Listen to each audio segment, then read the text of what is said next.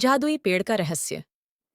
एक समय की बात है, एक छोटे से गांव में राजू कैंडीरर नाम का लड़का रहता था। राजू बहुत जिज्ञासु था और उसे नई नई जगहों पर घूमना बहुत पसंद था।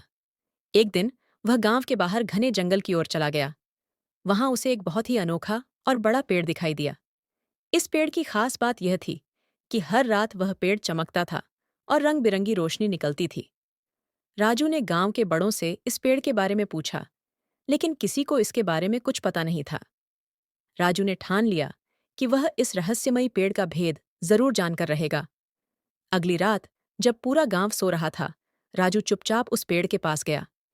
जैसे ही वह पेड़ के पास पहुंचा, पेड़ की चमक और बढ़ गई। राजू ने देखा कि पेड़ पर अनगिनत चमकते हुए फल लगे हुए थे। उसने हिम्मत करके एक फल तोड़ा और उसे खा लिया। जैसे ही राजू ने फल खाया, उसे लगा जैसे उसके अंदर एक जादुई शक्ति आ गई हो। वह अचानक से बहुत तेज दौड़ने लगा, इतनी तेज कि हवा भी उसके पीछे छूट गई।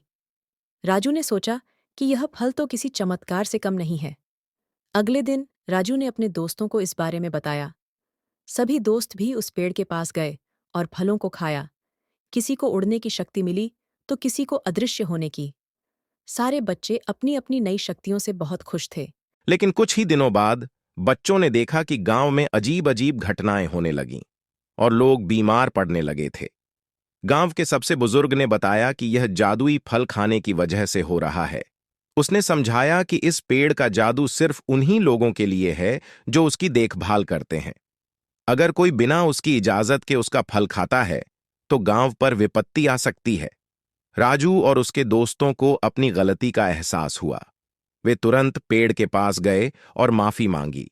उन्होंने वादा किया कि वे अब से पेड़ की देखभाल करेंगे और बिना अनुमति के उसके फल नहीं खाएंगे। धीरे धीरे गांव की स्थिति फिर से ठीक होने लगी। राजू और उसके दोस्तों ने मिलकर उस पेड़ की देखभाल शुरू कर दी और उसे पानी देते, साफ सफाई करते। अब वह पेड़ गांव के लिए एक आशीर्वाद बन गया था और सभी ने मिलकर उसे संरक्षित रखा।